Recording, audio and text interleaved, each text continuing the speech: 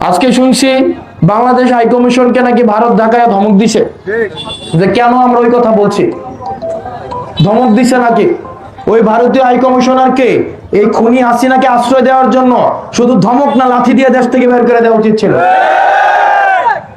বাংলায় একটা কথা আছে, অতি বড় হয়েও না ঝড়ে ভেঙে যাবে, আর অতি ছোট হয়েও না ছাগলে মুড়িয়ে খাবে।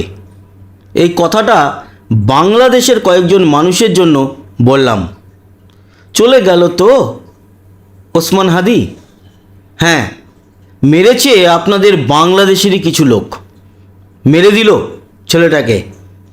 ছেলেটা ছাত্র আন্দোলন থেকে উঠে এসেছিল, শেষ করে দিলেন আপনারা।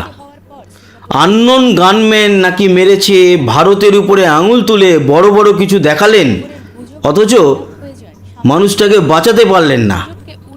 এটা আপনাদের ষড়যন্ত্র। তার কারণ এদেরকে সরাতে পারলে, এদের উপরে গুলি দিয়ে আঘাত করলে আপনাদের কি হবে বলুন তো?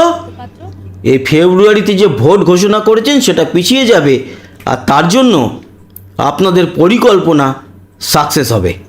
এবার কার পালা? হাসনাত আবদুল্লাহ। তার কারণ এই ওসমান হাদি যে রাস্তায় চলছিল, যেই দিক থেকে এগোচ্ছিল, সেখান থেকেই এগোচ্ছে এবার হাসনাত আবদুল্লাহ। এবার কি ওর পালা? যে কোনো দিন, যে কোনো মুহূর্তে ওর উপরে গুলি চড়তে পারে। তাহলে এবার কিন্তু হাসনাত আবদুল্লাহর উচিত বেশি কথা না বলে চুপচাপ ঘরের মধ্যে ঢুকে যাওয়া। কারণ টার্গেট ফিক্সড। যেই পার্টগুলোতে লাগলে অন্তত 3-4 দিন বেঁচে থাকার পর চলে গেলে পুরো কেয়ামত, সেখানেই সমস্ত ঘটনা হবে। তাই বলে রাখি, অত বেশি বেরো না বাবা। এটার নাম ভারত, কখন কি করবে বুঝতে পারবে না, ধরতে পারবে না। আর ভারত কোনো আননোন গানম্যানকে লাগিয়ে এই কাজ করেছে, ওসমান হাদিকে সরিয়ে দিল, এবার সরাবে হচ্ছে গিয়ে হাসনাত আবদুল্লাহকে। এটা ভাবার দরকার নেই। এই ওসমান হাদি এর পরবর্তী যার নাম রয়েছে হিট লিস্টে, হাসনাত আবদুল্লাহ, তাদেরকে তো বাংলাদেশই সরাচ্ছে। কেন? যেটা বলেছিলাম আজকের দুপুরের ভিডিওতে, এদেরকে সরিয়ে আনস্টেবল করবে বাংলাদেশকে। এর কারণ হচ্ছে যাতে ফেব্রুয়ারিতে ভোট না হয়। মোহাম্মদ ইউনূস, ওনার এই যে চুল রয়েছে না, এই চুল বলে তো কিছু নেই, কিছু আছে, আর মাঝে মধ্যে উনি সেলুনে যান। সেগুলোকে নাপিত যারা আছে বারবার, তারা কাটতে পারে না। তুই কানের সামনে গিয়ে দুটো কথা বললেই চুলগুলো খাড়া হয়ে যায়। এক হচ্ছে শেখ হাসিনা, শেখ হাসিনা, শেখ হাসিনা বললেই চুল খাড়া হয়ে যায়, আর না হলে আননোন গানম্যান, আননোন গানম্যান বললেই চুল খাড়া হয়ে যায়। দেখুন, যে কোনো মৃত্যুই হচ্ছে দুঃখজনক, কিন্তু এই ওসমান হাদির মৃত্যুটা, সেটা কিন্তু সে নিজেই নিজের জীবনে নিয়ে এসেছে। যেরকমটা হাসনাত আবদুল্লাহ তার নিজের জীবনের কাছে নিয়ে আসছে। এত বড় সাহস যে ভারতের অ্যাম্বাসাডার, যে বাংলাদেশে এই মুহূর্তে কর্মরত, তাকে বলছে লাথি মেরে তাড়িয়ে দেবে। আজকে শুনছি বাংলাদেশ হাই কমিশনকে নাকি ভারত ঢাকায় ধমক দিছে, যে কেন আমরা ওই কথা বলছি।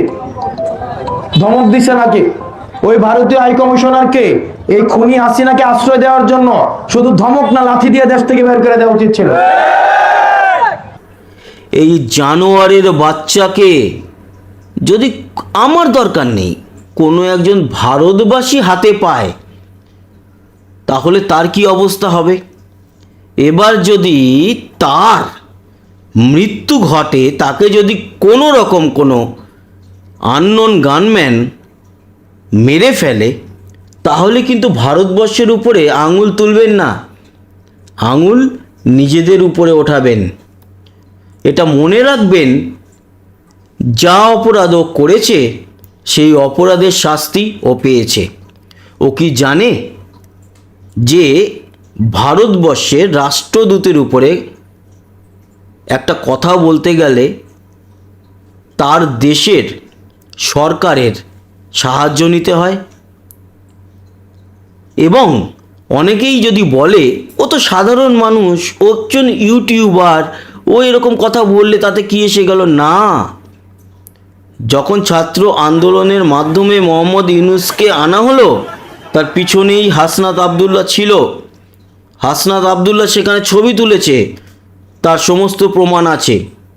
এবার সব প্রমাণ যখন আছে, তাহলে হাসনাত আবদুল্লাহ আর কদিন তার পকেটে মোহাম্মদ ইউনূসের সঙ্গে ঠোঁটে ঠোঁটে চুমু দেওয়া ছবি রাখতে পারবে? সেটা নিয়ে কিন্তু প্রশ্ন থাকলো। এই হাদির পরে কি হাসনাত?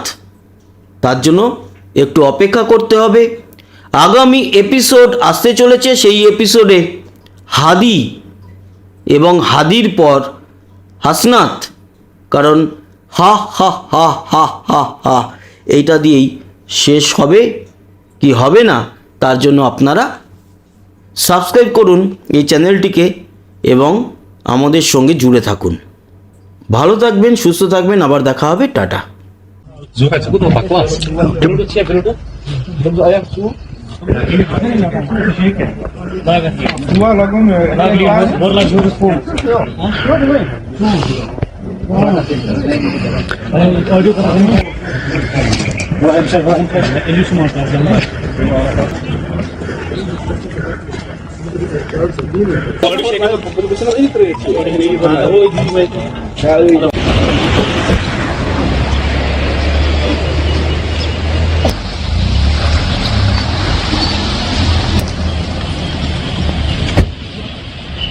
बैक लेते हैं, फ्रंट नहीं लाते हैं।